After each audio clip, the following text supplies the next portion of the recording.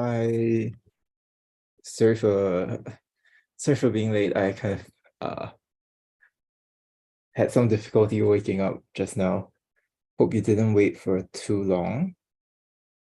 And of course, I hope this is working. Yeah, should be right. I feel like after doing this, yeah, this is the 20th time now I'm doing this, and I'm reasonably certain I'm live streaming, but I can't really tell. So, oh no, am I?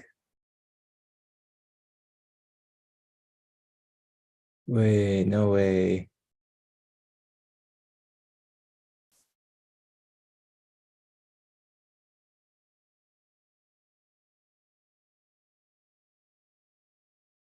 Doesn't look like it's working. What the? Okay, let me check.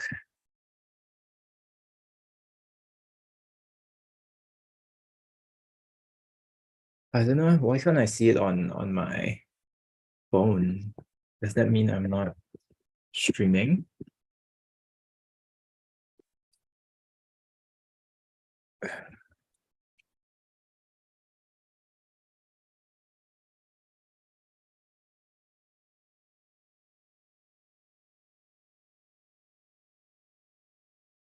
Hmm.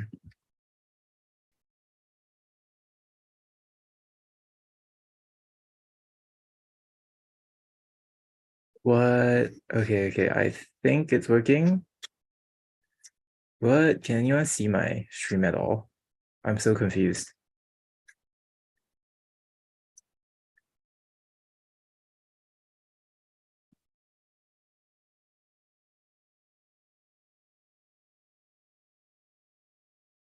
Why is it?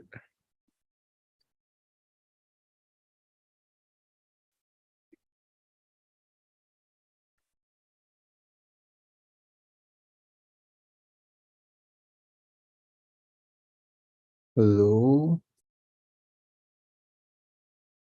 Uh,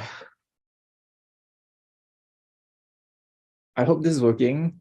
I was streaming just now, but apparently it was not public. So I'm a bit, oh gosh. Okay. It looks like, eh? What? Am I live?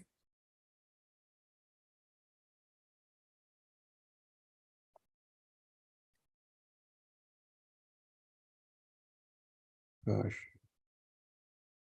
this is so confusing. Sorry. I thought like after so many months, I finally got it. What is it? Oh,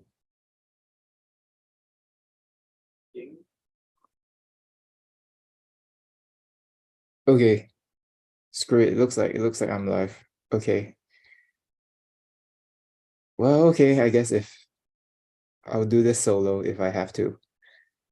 And yeah, okay, it's actually a pretty big milestone for me, I guess. This is the 20th live stream.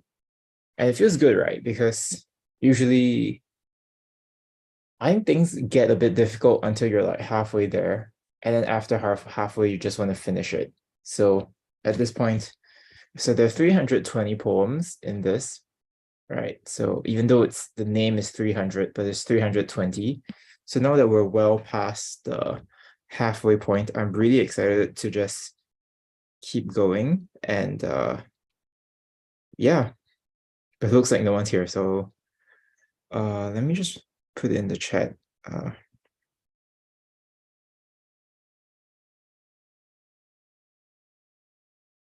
Geez, I really thought I set it up properly.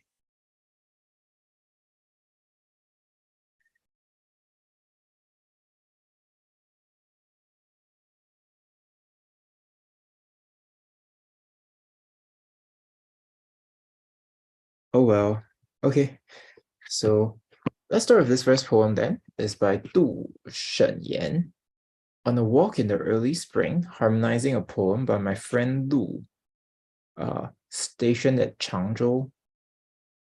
和近邻路，乘早春犹望。I think one thing you might notice is that it's not 4 lines. I think the previous ones. Okay. So, right, it's all in 8 lines, right? So, yeah. Again, so all of these will be 8 lines. So, its prefix will all have like 40 characters per poem. I'm a bit curious how long it'll go today. It might be really fast since it's just me, but let's see. And yeah, so let's read this. No way. It wasn't even connected to my mic. No way. How is it that, oh God, how is it that every technical problem is going wrong today?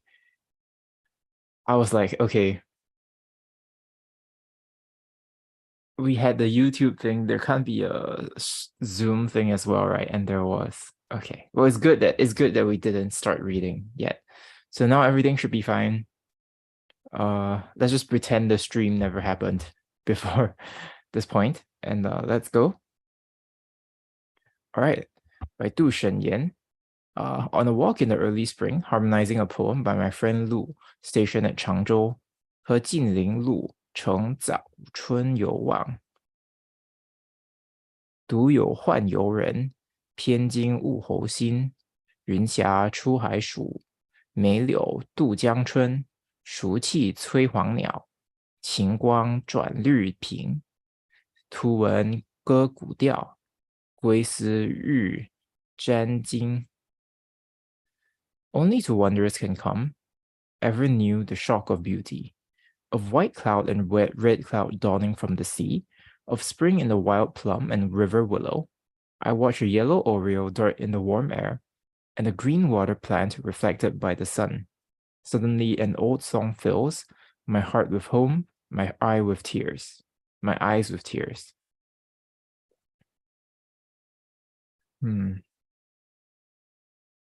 Wow.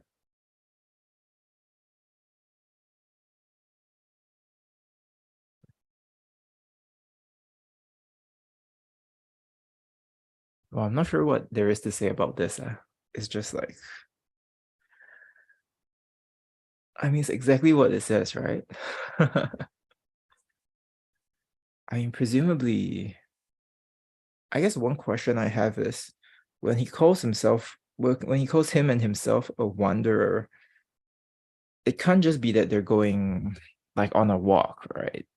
I suspect they are sort of stationed away from home. But let me check.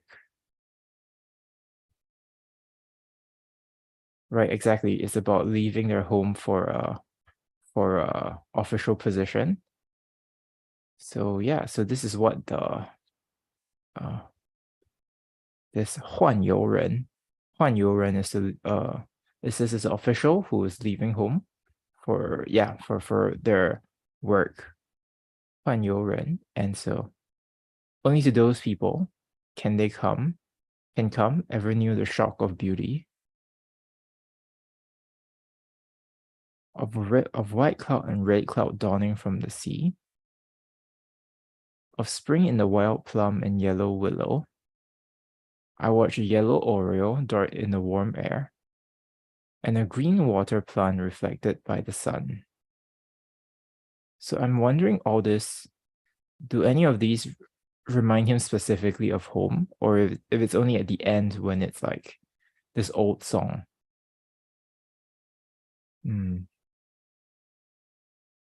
But interesting.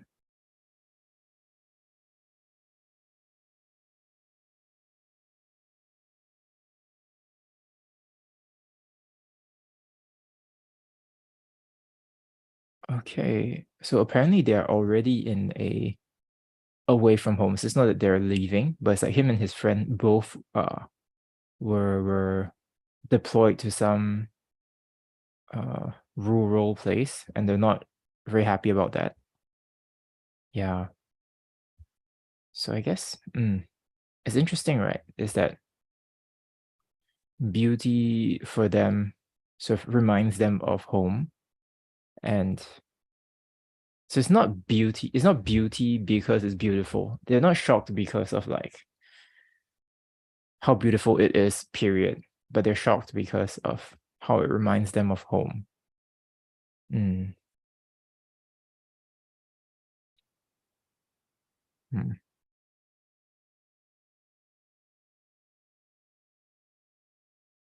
Mm. That seems strange to me, but also like that wasn't how I originally understood it. Yeah.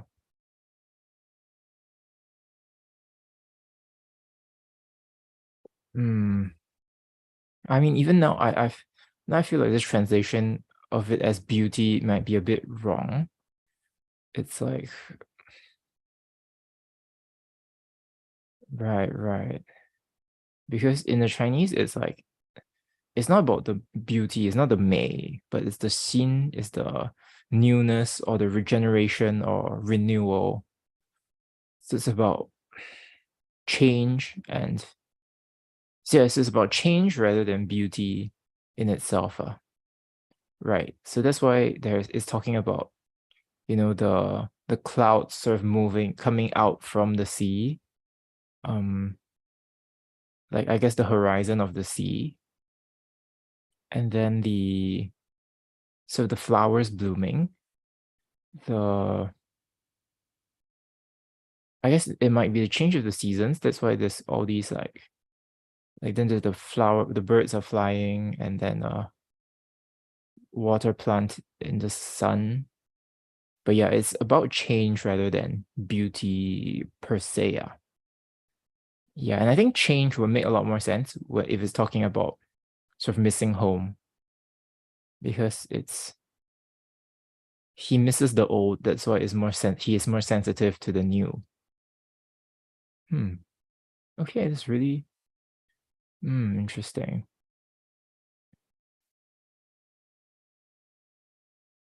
I don't know, not I think it's a very interesting sentiment, especially the first part. But I'm not sure if I like the final two lines where he says, and like when he just says an old song fills his heart with home, his home eyes with tears. I think it's kind of like you only have 40 characters, right? So I feel like this is kind of basic and isn't worth spending a quarter of your poem on. So yeah, I don't like this as much as I originally did, but I don't know. It seems like people like it. There's quite a lot of mm, quite a lot of famous critics here. Hmm.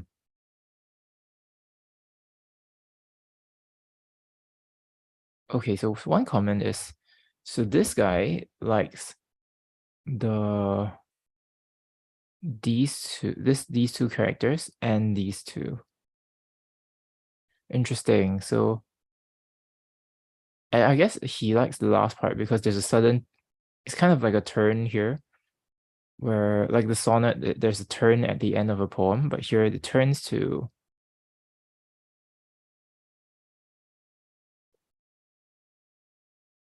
just being more explicit. I don't know. It just seems to a bit too in your face about it. Not quite. And it's just kind of lame, right? I feel like this is a very common phrase. It's just, oh, when this is crying, it's like, oh, I moisten the towel. It just not very creative, I feel, the last part. Even if you want to be direct, I think should be a bit more creative. Okay, here, but this guy says the 云霞二句, the part about, I guess the line about the white clouds dawning from the sea and the spring in the wild plum and river willow. Yeah, I like these two lines.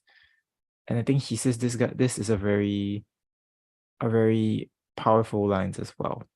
Okay. Okay, this guy agrees is the same two lines.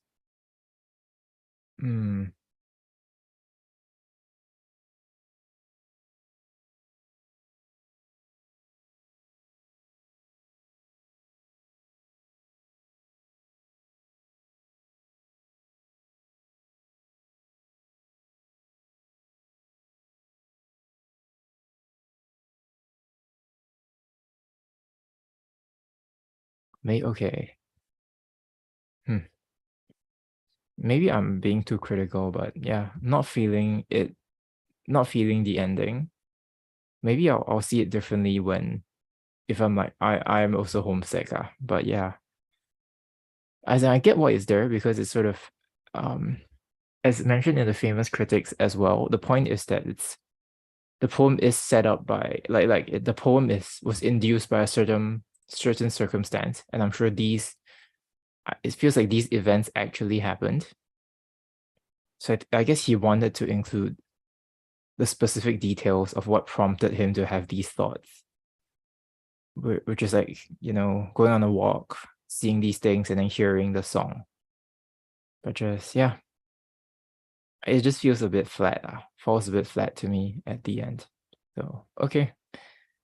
Well, let's move on then to the next guy, 沈玄期杂诗, or lines, scattered lines, miscellaneous poems. Very typical title, yeah. Okay. 闻道黄龙树，平年不解冰。可怜归里月，长在汉家营。少妇今春意，良人昨夜情。谁能将旗鼓，一味取龙城？ Against the city of the Yellow Dragon, our troops were sent long years ago, and girls here watch the same melancholy moon that lights our Chinese warriors, and young wives dream a dream of spring. That last night their heroic husbands, in a great attack with flags and drums, captured the city of the Yellow Dragon. So first one is just what's the Yellow Dragon? Okay, so it's an important fortress at the northeastern side at the beginning of the Tang dynasty. Okay. So against the city of the Yellow Dragon, our troops were sent long ago. And when it says the girls here, I imagine this is not, so he is in this capital or in the city that's not at the war front, right? And so, yeah, this idea of the same melancholy moon that lights like their husbands, right? And the wives is sort of, yeah, like everyone's under the same moon. Okay, so and young wives dream a dream of spring, that last night their heroic husbands, in a great attack with flags and drums, captured the city of the Yellow Dragon.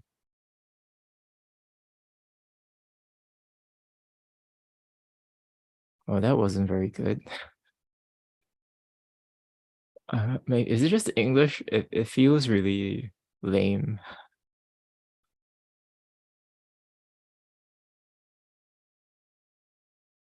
It's like, okay, so what?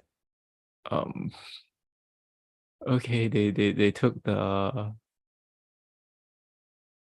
they took the city.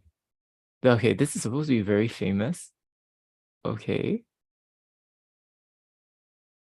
Oh, but it's supposed to be anti-war. I did not read that from the poem at all. Okay, but it says this is very subtle. It just says it's just in the line where it says our troops were sent here long years ago. So yeah, I didn't see much of an anti-war theme here. It's just like, I mean, he's glad the siege is over, the battle is over, but I mean, they won, right? So of course anyone would be happy that it's over and they won.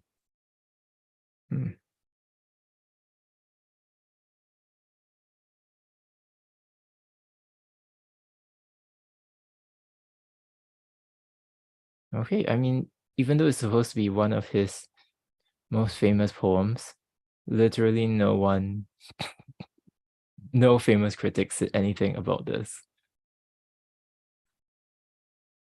And yeah, it just seems a bit underwhelming. Let's give it another try. But I don't know. I'm not super impressed by this. Yeah. Okay.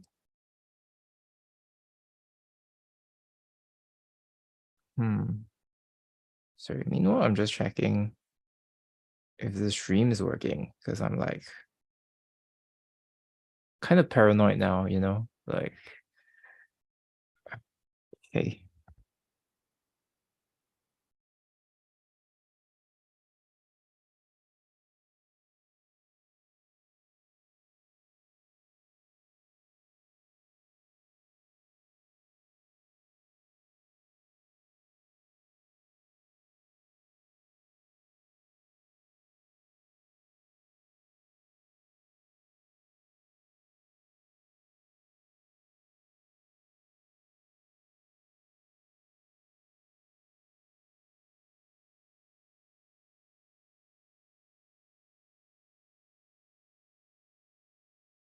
Okay, it looks like the stream is working. Just to double check.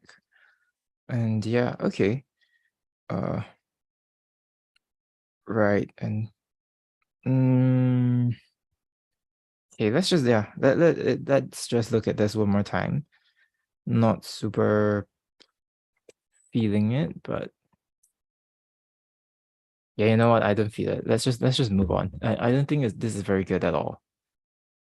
Yeah, I mean, this part of two other poems, but even these have like no comments at all from famous critics.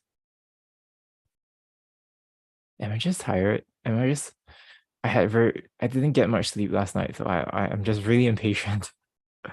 Like, give me the good stuff, man. Like a good poem will wake me up, but now I'm not feeling very inspired. Okay, next. 宋之问, inscribed of the wall of an inn north of 大屿 mountain.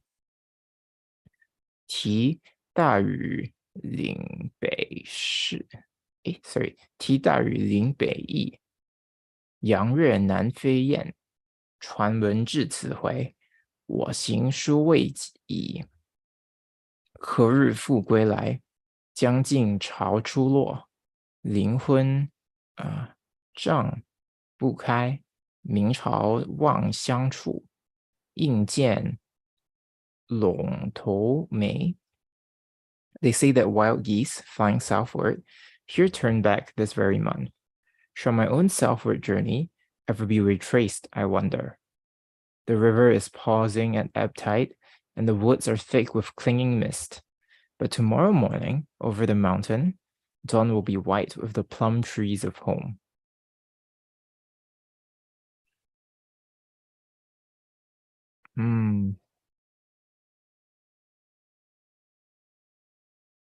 I think this is actually more.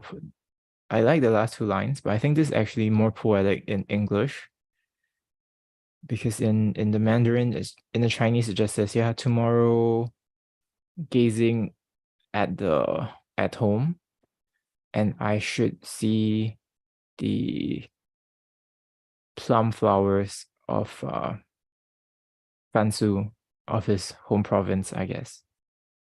Kind of like the first part.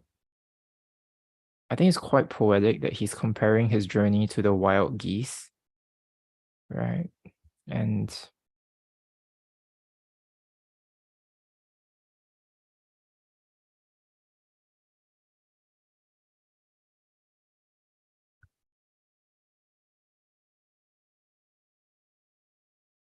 I think the sentiment in the second two lines is kind of different. This here is saying, my journey is different because it's not over yet. When shall I return here? So I think this does presume that he will come back, right? Yeah, I think if it's about whether he'll come back, if it's a yes no question, it'll be more like 归来否. But this is more, it's like when, right? It's like when will I come back? So it does presume that he's coming back. So kind of a different. The question kind of has a different force here. Okay, and then the woods are thick with the river is pausing at ebb tide, and the woods are thick with clinging mist.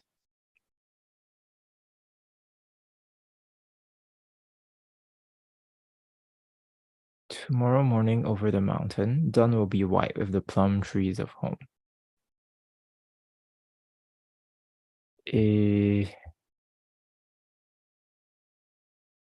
Yeah. Oh, seems like people quite like this. I say, well, it just is really good, really powerful. I don't know. I don't quite see it.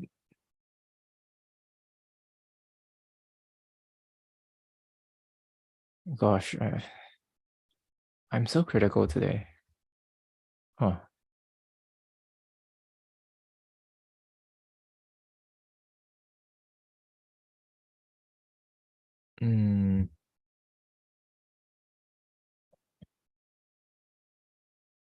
Let me just look through the other poems. Like, I don't want to just finish in like an hour because I didn't like any of them, but I mean, there has to be. I mean, we have some Li Bai poems, so it has to be good, right? Okay, if I get to the Li Bai ones and I still don't like it, it means it's a problem with me, not the poems. Okay. So just a few more to work through. But yeah, this is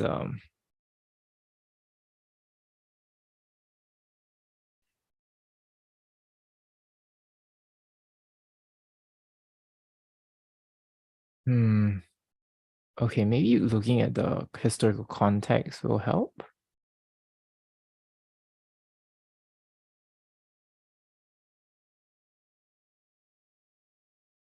Okay, so this is different. This is very different from.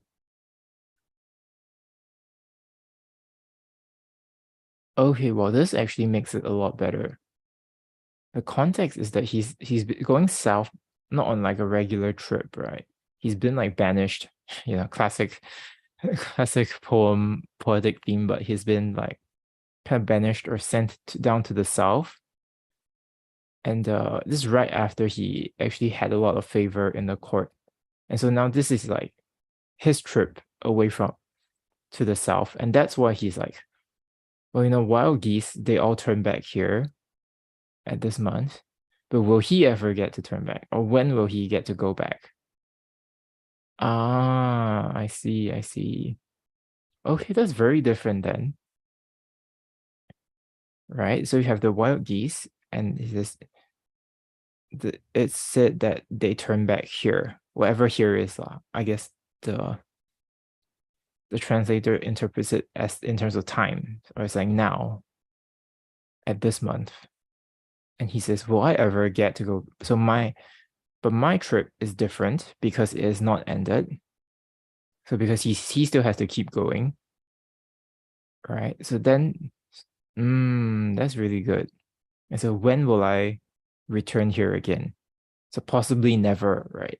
So here when he frames it in terms of when, it's actually more of an optimistic one because there's a good chance he'll never come back, or there is a chance that he'll never come back.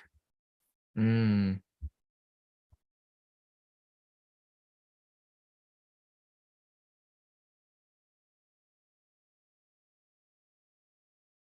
I'm kind of confused why the dawn will be white with the plum trees of home if he's still leaving further away.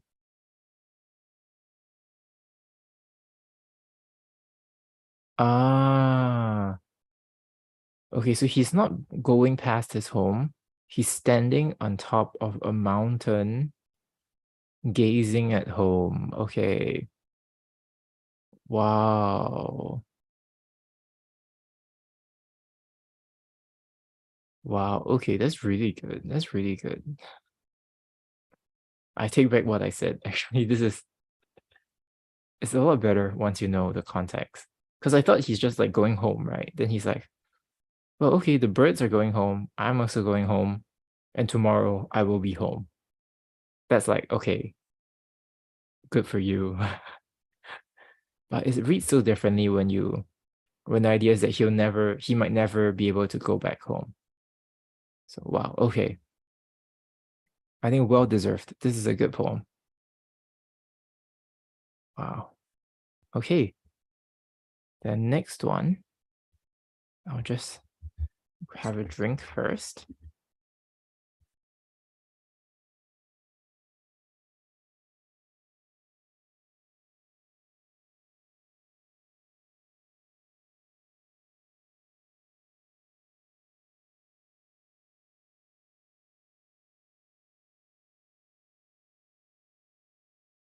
Okay, by Wang Wan, A Mooring Under North Fort Hill. 次北固山下，客船青山外，行舟绿水前。潮平两岸阔，风正一帆悬。海日生残夜，江春入旧年。乡书何处达？归雁洛阳边。Under blue mountains we wound our way, my boat and I, along green water, until the banks at low tide widened, with no wind stirring my lone sail. Night now yields to a sea of sun, and the old year melts in freshets. At last I can send my messengers wild geese, homing to Luoyang.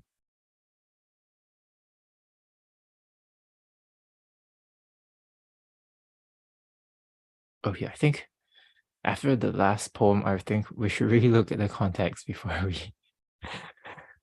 I shoot my mouth off.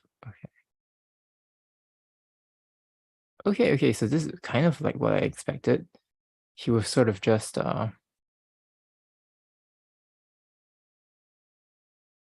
visiting, just traveling, and he thought it was great. Okay.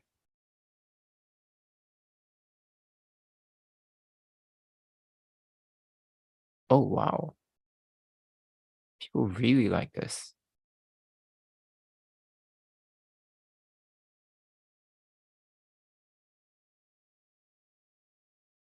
Hmm.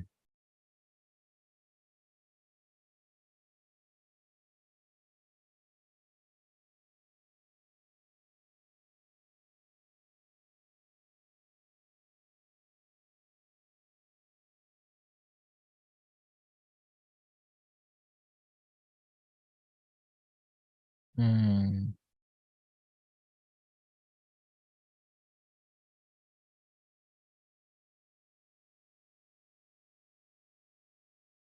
I guess one question I have is why are his messengers wild geese? I mean, yeah. Okay. And then well, let's try to figure that out.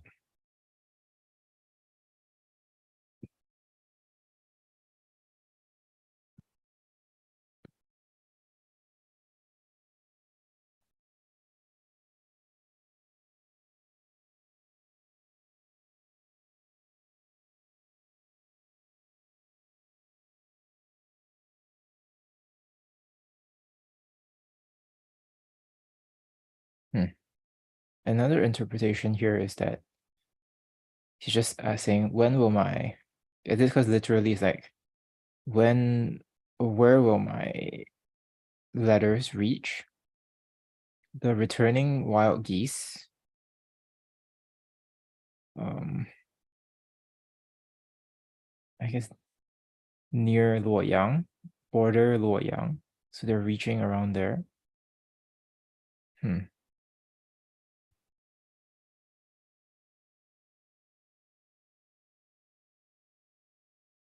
Hmm. I do like the line that when it says, and the old deer melts in freshets, where this would be here. Okay, all right. Night now yields to a sea of sun, and the old year melts in freshets. I like this line. These two lines. I believe they say that these are the famous ones as well.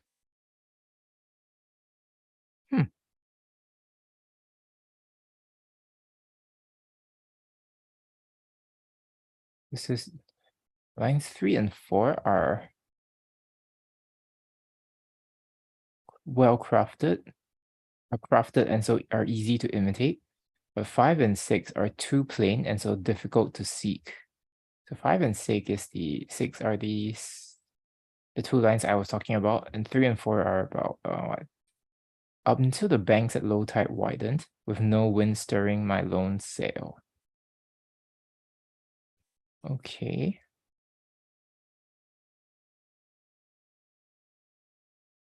Yeah, the two lines about lines 5 and 6, they're also talking about this.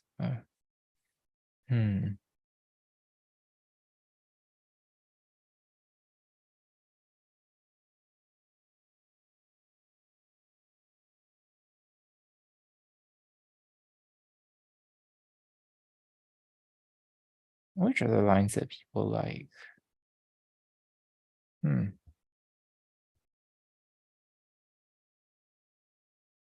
I'm just not quite feeling it though. Like,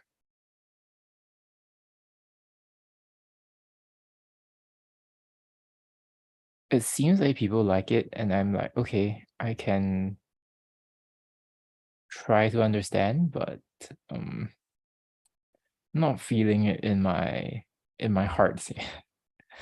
I think I'm just sleep deprived though. Yeah, I think so. But yeah, they does say that they like it from lines 5 and 6 onwards, from the third couplet onwards.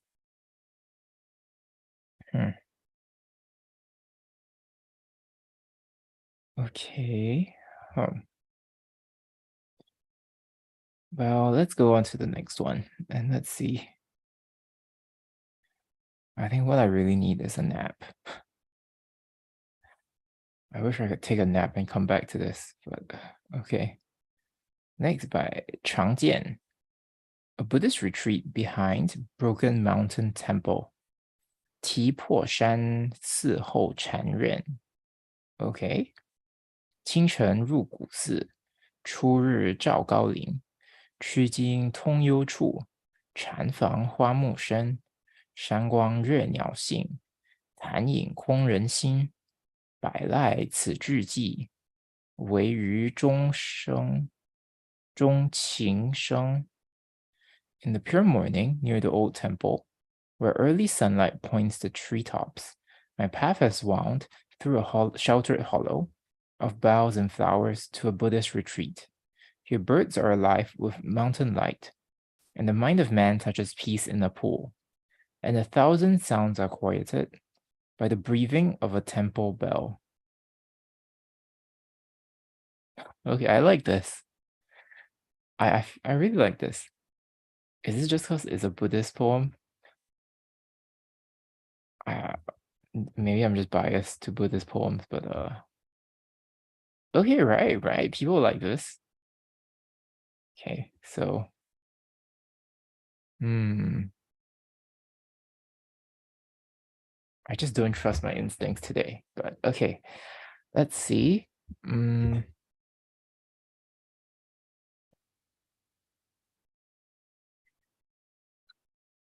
I mean, I think the translation is poetic, but a bit different from the original. So if I had to translate it again, I'd say the dawn enters the old temple. Could be the pure morning enters the old temple. During the old morning, I enter the old temple. Probably is what's going on. Okay. Then the early sunlight illuminates the high forest. So I think treetops, it could work. Okay. The winding path crosses through a secluded spot. The Zen room or the meditation room is deep within flowers and trees.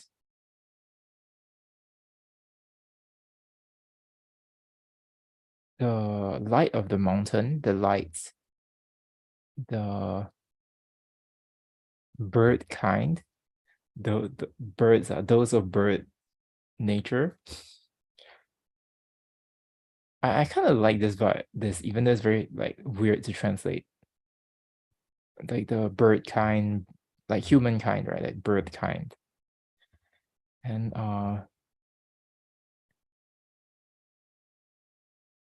the deep shadows, I would say, the deep reflections, empties human minds. That's interesting.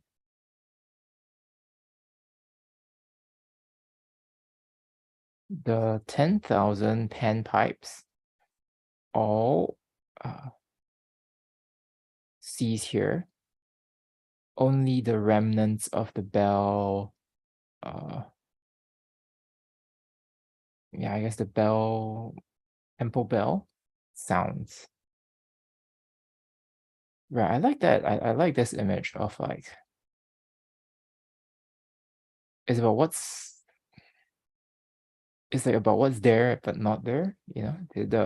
You have the remnants of the sound of the bell. It's like both there and not there, you know? And yeah, and then your mind is emptied by the deep shadows.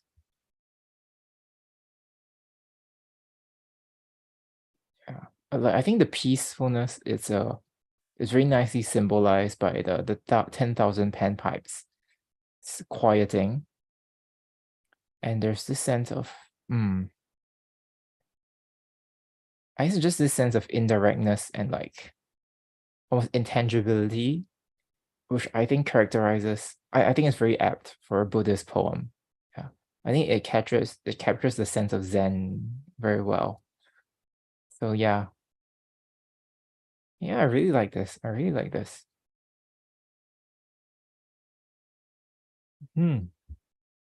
8 out of 10. Okay, let's look at some famous poems, famous critics. Yeah, it's really good, right?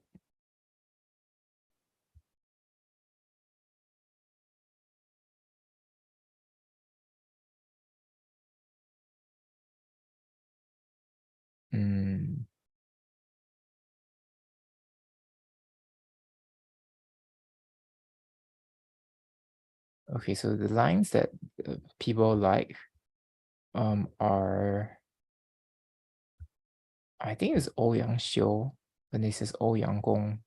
But I imagine some famous poet likes the two lines where here, the crooked path crosses secluded spot, and the Zen room is deep in the flowers and the trees. Really? I don't like that much. I wonder why. It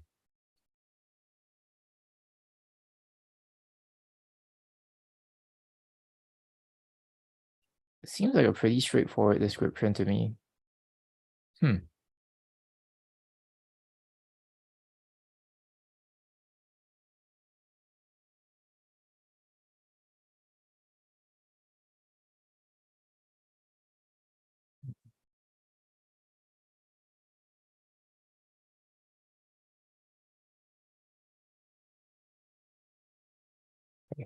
Here it says the delight of bird kind. They're delighted by the light of the mountain. The emptiness of the human mind is empty because of the water, the deep water. Yeah.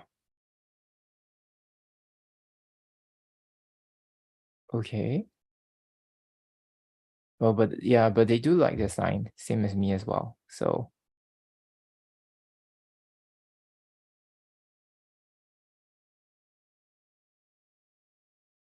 Okay, yeah, I like this. I like this quite a bit. So, gosh, moving so fast. It's like the halfway through. Oh, but the last five are all by Li Bai, I think. The last four. Okay, so I can go through this. And Chen San is pretty famous, right? We've read a few of his other poems before. So I'm pretty optimistic about how good this will be. All right. Chen Tan, a message to censor Du Fu at his office in the left court. No way. It was like some beef between the poets. Yeah, Du Fu is like, I mean, I'm sure if you're a regular watcher, you'll know one of the most famous poets, Chinese poets of all time. So interesting. Oh no, his censor is his name, right? It's his position. Not that he wants to censor Du Fu. Okay. Seems kind of spicy though. 连部屈丹壁，分曹献紫薇。小随天丈入，暮惹日相归。白发悲花落，青云没鸟飞。圣朝无缺事，只觉见书稀。Together we officials climb vermilion steps to be parted by the purple walls. Our procession, which entered the palace at dawn, leaves fragrant now at dusk with imperial incense. Gray heads may grieve for a fallen flower, or blue clouds envy a lilting bird. With this rain of heaven, nothing goes wrong. There have been almost no petitions. Yeah, I think the context here would be very helpful.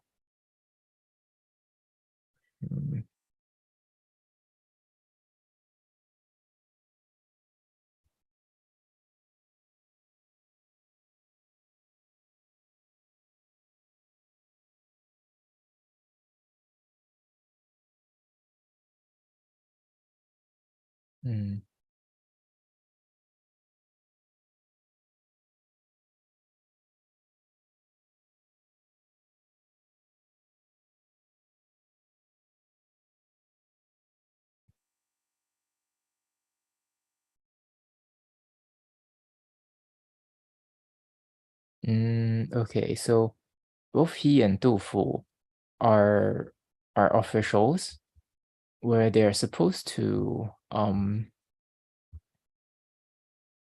just process all these documents or like petitions, right? And decide which ones go to the emperor. So he's like joking to his friend, it's like, wow, if no petitions are coming in, I guess the world must be going pretty well, eh? But I mean the implication is that it's not going well, but just that people are not, things are so bad that people are not even sending in petitions. Okay, interesting. So right, so that's why, because they're both doing the same thing, so together we officials climb vermilion steps and to be parted by the purple walls. Okay, our procession, which entered the palace at dawn, leaves fragrant now at dusk with imperial incense. Okay. And gray heads may grieve for a fallen flower, or blue clouds envy a lilting bird. With this rain of heaven, nothing goes wrong. There have been almost no petitions. So this like, well, if things were wrong, I might feel sad, but clearly everything is going well. So I'm not sad at all. Sure. Okay, that's pretty funny. I like this. Quite a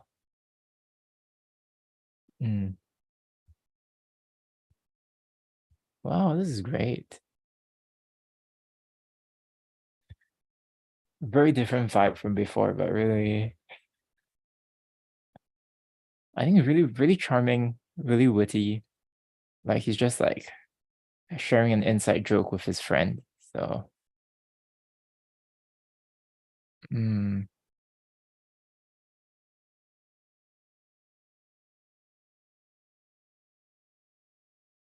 Okay, here's an interpretation.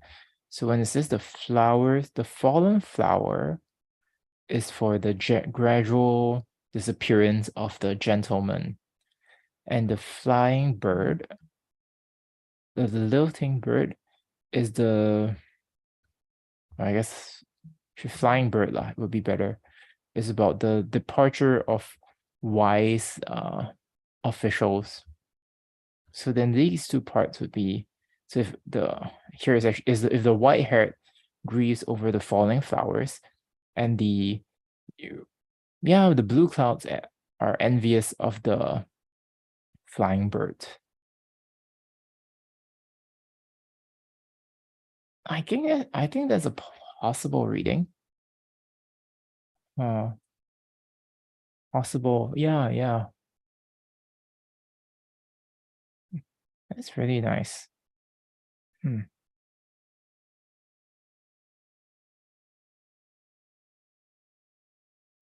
I don't think it substantially changes the sentiment though. So regardless of whether this is true or not. So yeah, okay. I just find this a really funny, cute poem. So yeah. Okay. All right, next. Now we have 4 Li Bai poems. Right? Or 5. 5 Li Bai. No, 4 Li Bai poems. I can't even count. Gosh. Okay, right. 1, 2, 3, 4. So tired. Okay.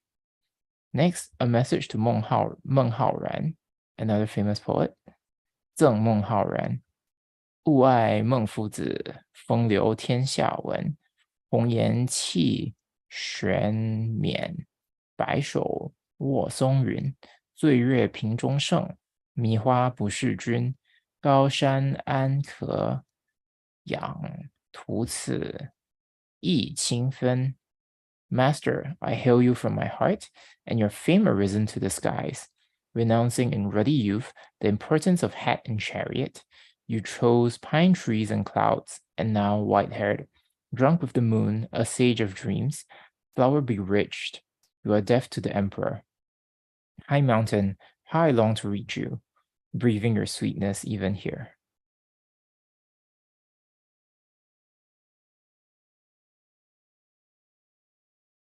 You can feel this is a good poem, right? Like, I feel like if I didn't know it was Li Bai, I would read this and still think it's a good poem. Like, okay, but so Meng Haoran is a friend of Li Bai. So let's see what's the context here.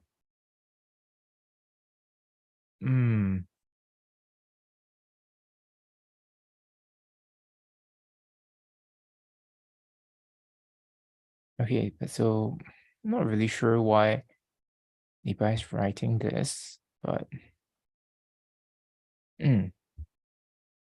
okay. So apparently he made a special trip to Xiangyang to visit his friend Meng Haoran, but Meng has already went for a trip, and so he's like, oh god, oh man.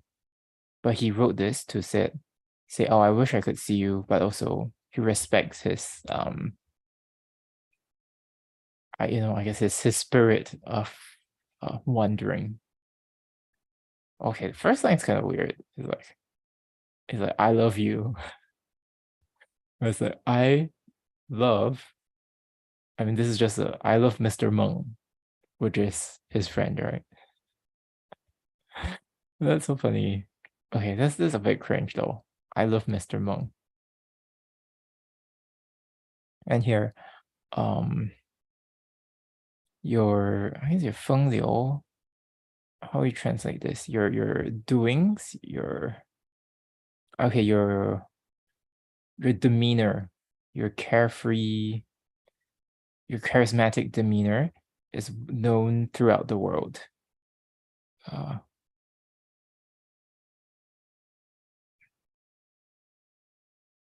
In your ruddy-faced youth. Okay, that's pretty good translation. Ruddy-faced youth, you gave up the chariot and the hat. So the hat is what you wear when you're an official. So he gave up the life of an official, and then white-haired, you lie under pine trees and clouds. Okay, so this is like, right? Is like renouncing official life for like a life of wandering. And then drunk with the moon, a sage of dreams. Flower bewitched, you are deaf to the emperor.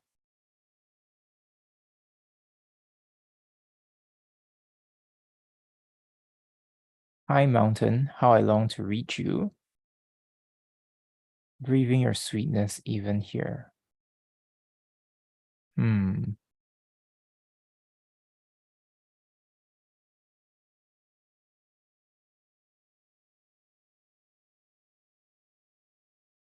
Okay, so this one makes sense to me. Drunk with the moon, a sage of dreams.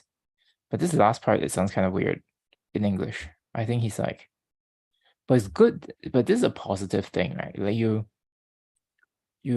bewitched by flowers, but you do not serve the Lord, the Emperor. Like this is meant to be admirable. I think in English it seems like it could, I guess even in Chinese it seems like it could be a criticism. Like it sounds like it could be sarcastic, right? But apparently it's not. Well, I don't know. Well, I think it depends on how you read the last line. So high mountain, I think the interpretation is not that this is a real mountain, but it's his character is like a tall, great mountain. So his virtue is like a great mountain. And so I can only look up at it. I can only gaze upwards. And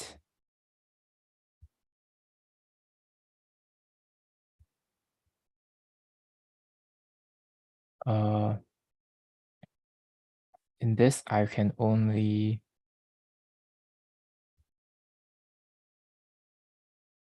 I can only bow. I can only pay respects to his pure deeds. His pure deed. Okay.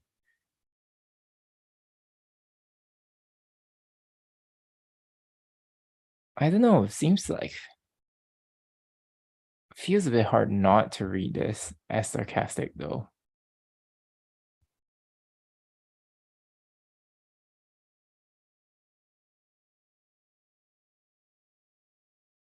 It does sound kind of selfish. It's like, oh, you're not serving the emperor. You're bewitched with flowers, not serving the emperor. I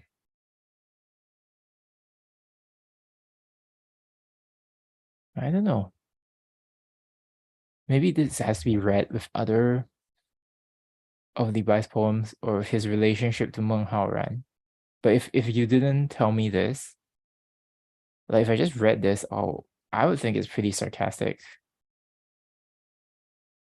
It's like you're like, oh, okay, you don't even serve the emperor. And then the last two lines, I would read it as like, it's very exaggerated, right? To say he's like a great mountain and that I can only look up to. It's like, really?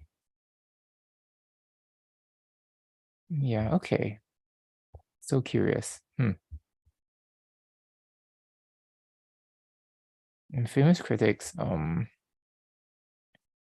nothing much. They're saying they're just like, oh, he captures his entire life in 34 characters. Oh, Danica is here. Oh, okay.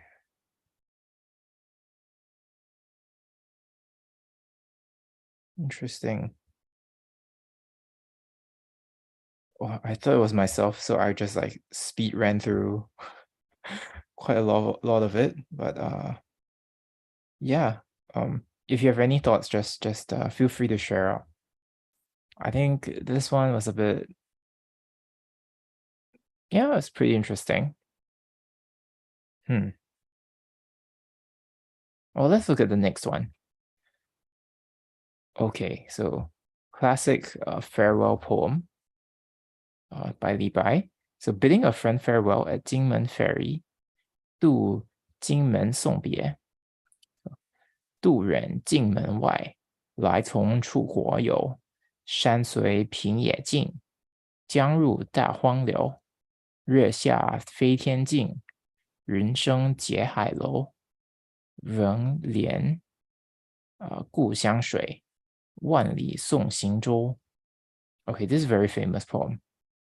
Sailing far off from Jingmen Ferry, soon you will be with people in the south, where the mountains end and the plains begin, and the river winds through wilderness. The moon is lifted like a mirror, sea clouds gleam like palaces, and the water has brought you a touch of home to draw your boat 300 miles. Let's look at the context. I think these are poems. I think in context is so important. Okay, so this is when Li Bai, when he was young, he's going on a long trip. And okay, so this is like,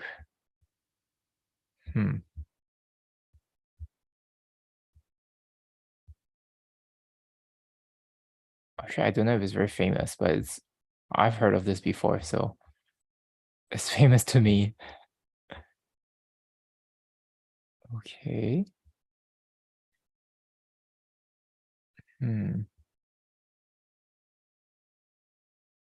Okay, so this is his very first time leaving home in order to tour the entire country.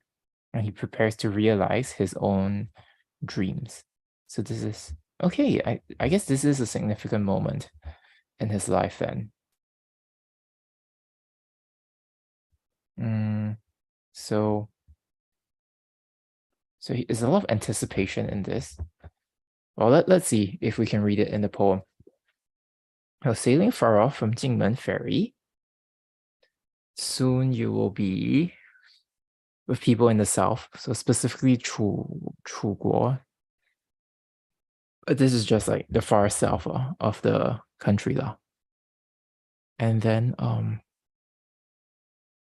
where the mountains end and the plains begin.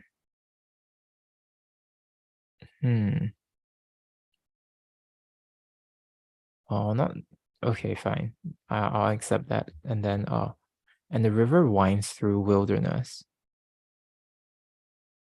The moon is lifted like a mirror. Sea clouds gleam like palaces. No, I don't think that's right. I think Hailo should be a mirage. Should be 海市蜃楼 is a mirage. So let's look at the so here it says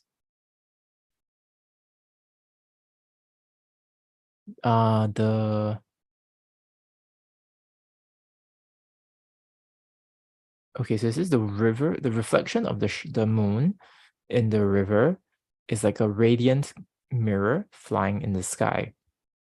The colorful clouds in the air seem to be a beautiful mirage.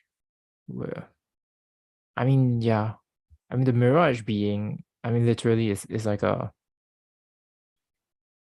it's like a palace in the sea. I guess you can say that, but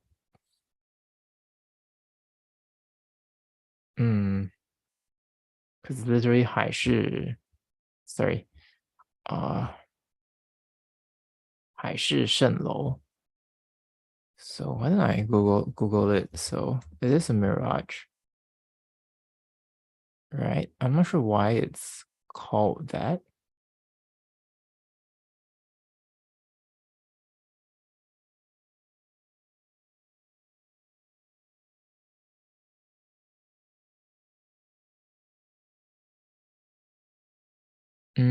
Okay, so many people think that this mirage, it's like some divine realm.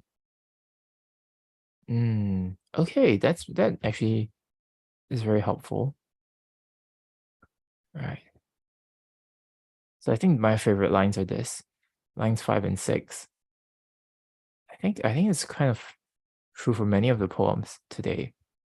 So yeah, but the moon is like a flying mirror. The clouds like connected palaces of the sea.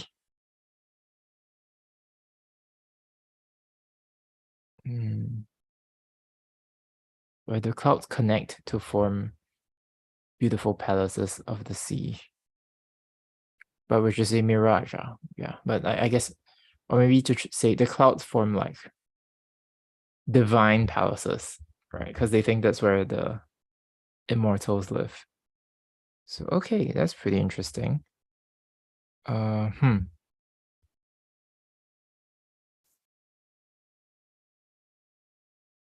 Well, I don't know. I just like the fifth and sixth lines, and maybe if we connect it to the context where it's like he's really setting out to see the world. I think just having these very fantastical metaphors, right? It shows you the sense of wonder he has. So just anticipation towards what he will see. Yeah.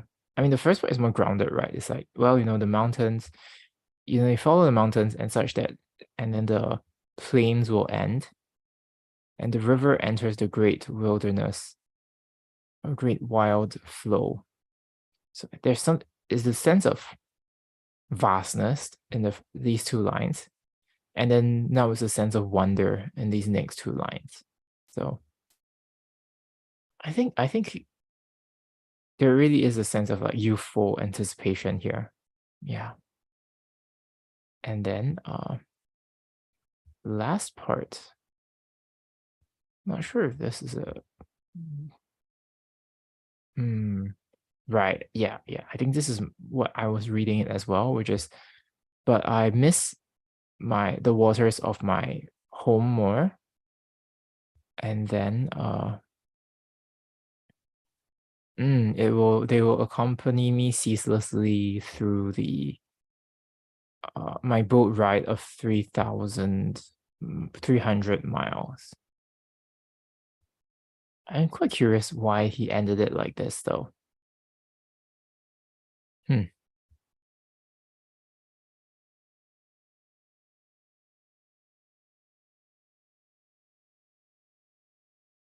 I guess right. So he does have the sense of anticipation of like setting out and seeing the world, but he also has a sense of he does also feel sad that he's leaving his home. So wow. I think that's really good. That's really right. It's not like if you just spend the last, I think it's really cool that he sort of had these emotions in the, like every two lines is a different thing going on. Every couplet there's a different thing going on. Like he could have just made these two lines like the same sentiment as before, but instead he added like a different dimension to his feeling. Right. So this is I do like that. I really like that. Is like my critique of the first poem was it the first poem? Was this like, yeah, you're just hitting like the same notes throughout. And I felt that he kind of wasted these two lines, right? Whereas here, like, no, he doesn't waste it. He's like, I have 10 characters. I'm gonna add in like a whole new layer to it. Yeah, so he really is a genius. Great poem, great poem. Okay. Now let's see what else is here. What other famous critics say? Here's one criticism. It says it's too near to people, and there are two flaws. So if it's too shallow, then it's too direct. But if it's too easy, then it's too common, too mundane. And so he says this poem actually has both problems. It's too direct and too mundane. Okay, maybe.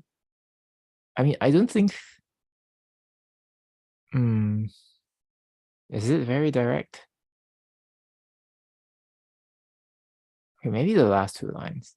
But I think the lines 5 and 6 are pretty good. Just the images are really something here about the flying mirror and the mirage.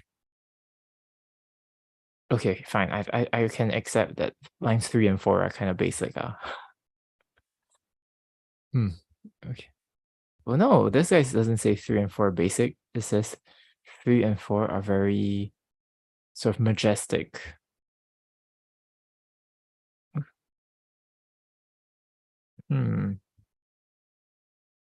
Okay. Possible.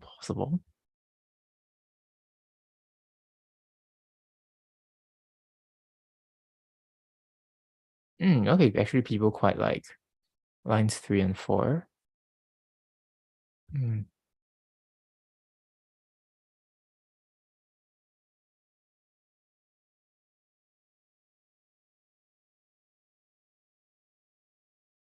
Okay.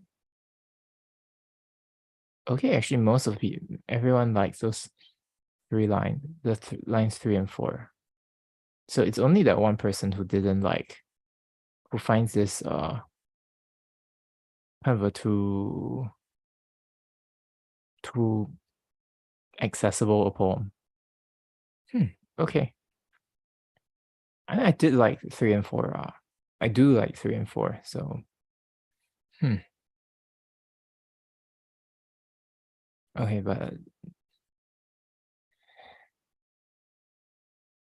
yeah, I don't know. Sometimes like these poems, if it's so short, you're like, how much of it is just the poet's reputation? How much of it is the poem is good? But well, I still do think that these two lines are really good. So,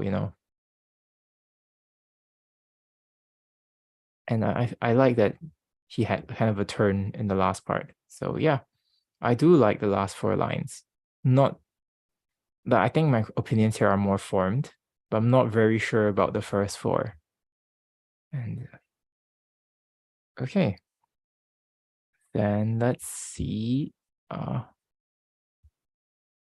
Wow, really doing it very quickly.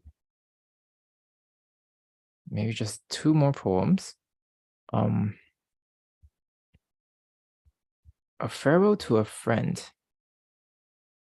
送友人 by Li Bai as well. So 青山横北郭，白水绕东城。此地一为别，乌篷万里征。浮云游子意，落日故人情。挥手白兹去，萧萧斑马鸣。With a blue line of mountains north of the wall, and east of the city, a white curve of water. Here you must leave me and drift away, like a loosened water plant hundreds of miles. I shall think of you in a floating cloud. So in the sunset, think of me. We wave our hands to say goodbye, and my horse is neighing again and again. This is so good. Damn. Right? This is really good.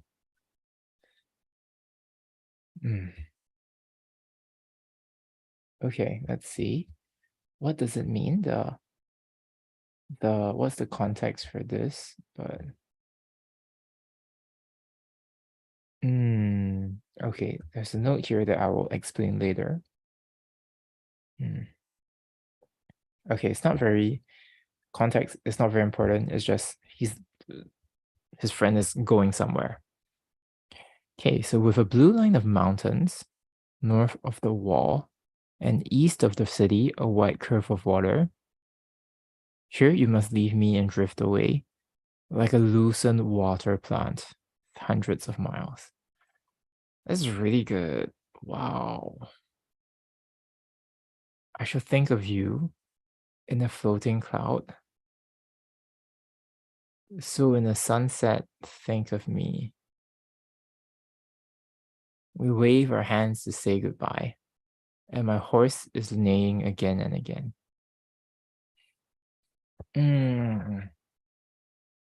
I just really like this last line.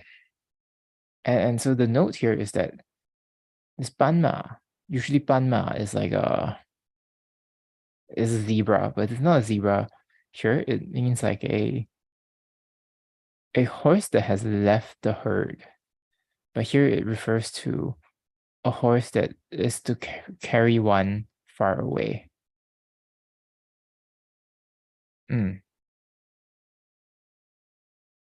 It's just usually, these poems, they end with like a direct expression of emotion, right?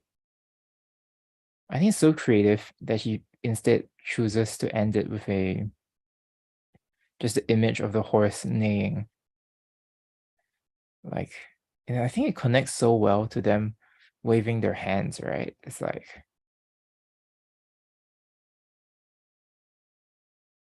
it's just, yeah, it's like just like the horse doesn't want to leave the herd. It's like they are expressing their emotions by waving their hands.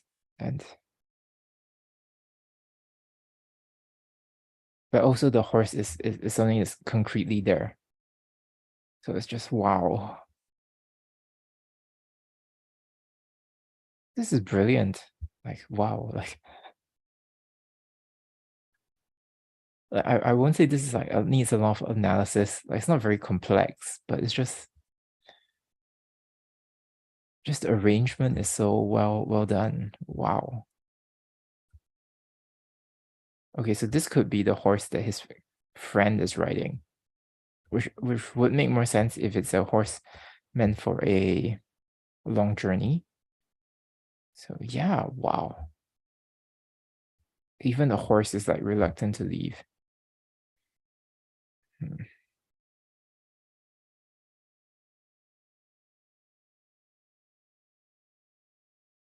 Okay, well, I'm really speed running this, but I don't know what else is there to say. It's just,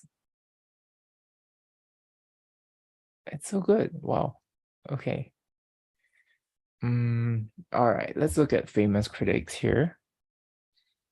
Mm,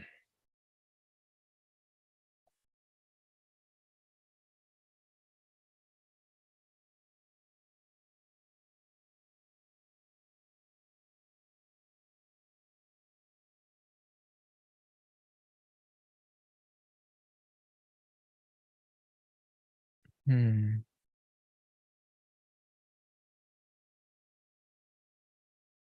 Okay, nothing really insightful here.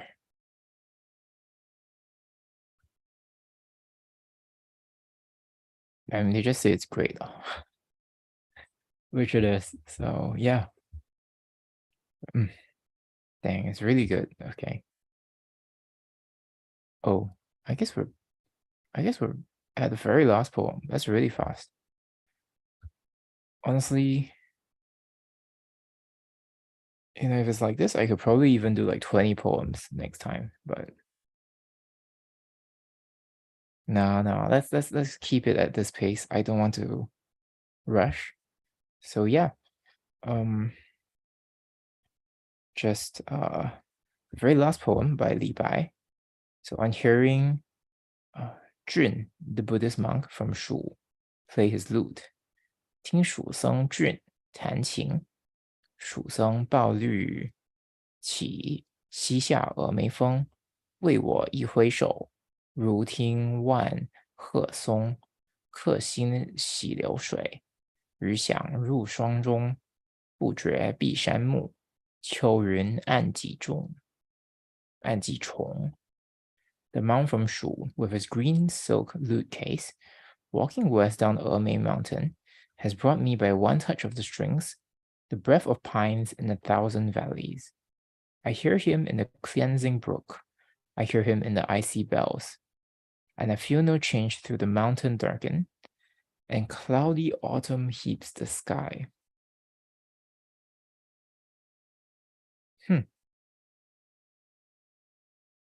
All right, let's look at the Chinese here. You know what? Let's look at the context. Okay, so nothing special. It's exactly what it seems. He just thinks the monk plays it very well. But also it's because I think it's related to where he's from.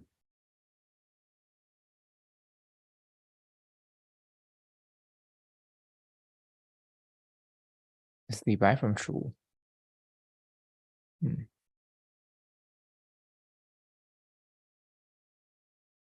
Yes, exactly. Okay, he is from Sichuan. He is from the same region, which is why and that's why he says right from the start that this person is from Shu. Interesting. Okay.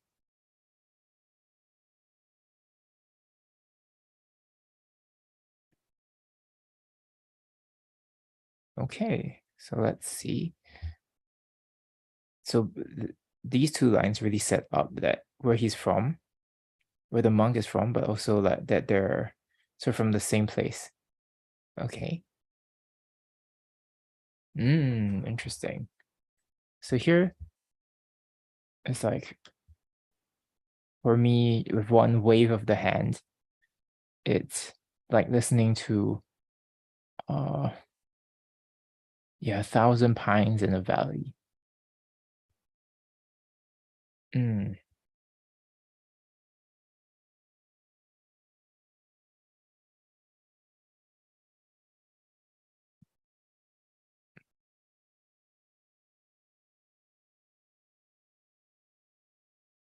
My heart is cleansed by flowing water. The remaining echoes enter mixed with the sound of the bell. I guess this is the bell of the temple. Oh, that's interesting, right? Because usually this instrument must be pretty high pitched, whereas the bell is like really deep, which is why it has longer echoes. So I think comparing it with that, if you remember the previous poem about the temple, that also talks about the bell.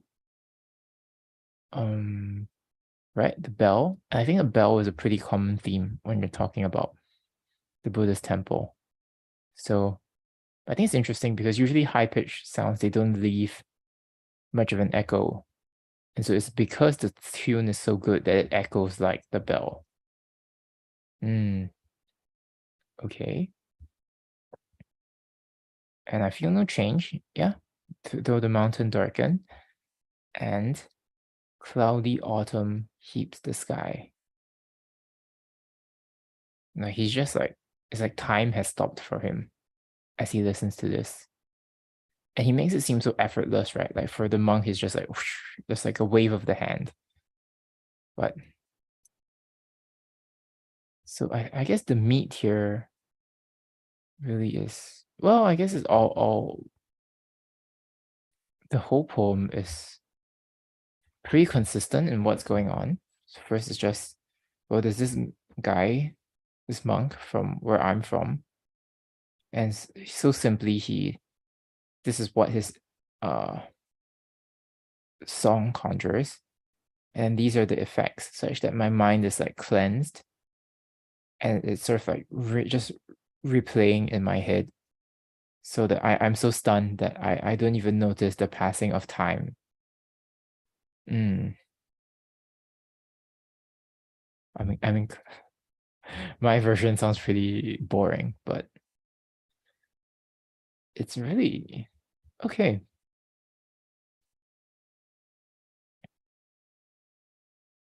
I don't think this is his best poem, but it's a good one.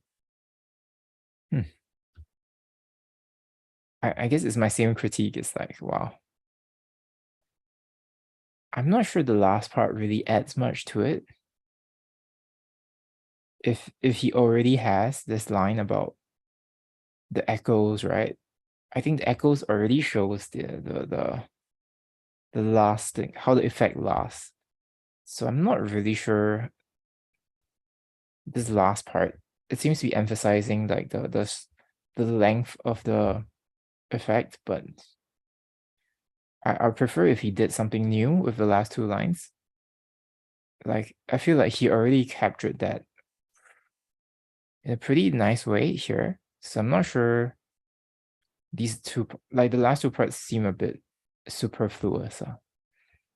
Yeah, like it doesn't add too much. Like it's a waste of a quarter of the poem, you know? So yeah, okay, that's sort of my critique of one of the best poets ever. Hmm. Oh, I guess it really is just these famous comments, and I think we actually can call it a day. So, okay.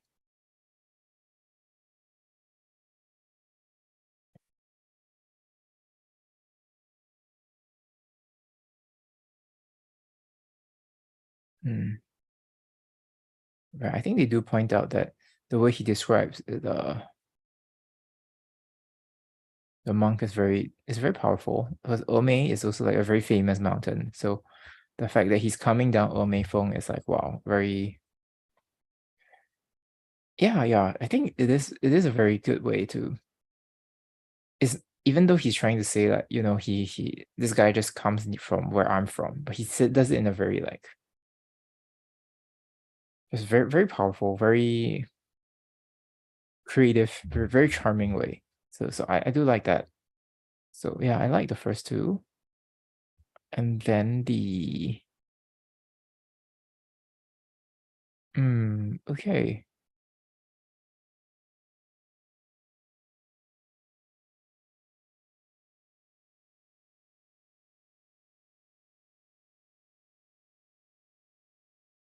Yeah, I guess that's about it. Just wow.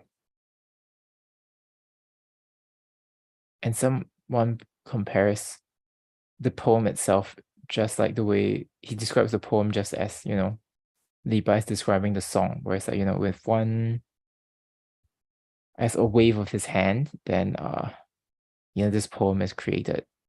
So that's kind of cute in terms of literary, like a nice way to appraise this poem. Yeah, this is a pretty good one. I think the comparison to the bell, I do quite like. So yeah, just a really strong poem throughout. Mm.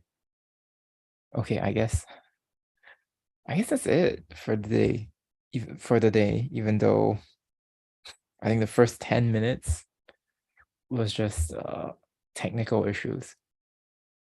Okay, I guess we'll have a pretty brief. The next few weeks might be pretty fast. So at least for the next 6 weeks, it will be pretty short streams. And then let's see what will be the next genre. We're in section 5, so okay, the next ones I mean, they won't be much longer. They're like what, 40% longer? And once we're done with these, um, we sort of loop back. So, I mean, this is the very first poem we did, right? Yeah. And we've read all of these before. So yeah, I guess it'll be pretty smooth sailing till we're done. And yeah, okay. It's nice to end with a more chill stretch. So yeah, exciting. And thanks for whoever's watching. And I will put a timestamp in the comments so you can skip my uh all the weird technical errors at the start. So okay. All right, thank you, and I'll see you all next week.